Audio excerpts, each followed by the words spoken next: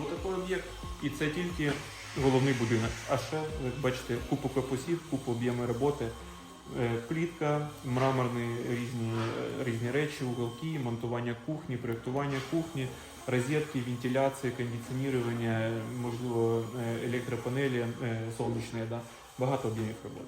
Хто зацікавлений працювати в чомусь такому з дійсно цікавими проєктами, а не просто там, знаєте, зробити якусь квартиру під здачу з ремонтом Ікея, це не інтересно. Це дійсно інтересно.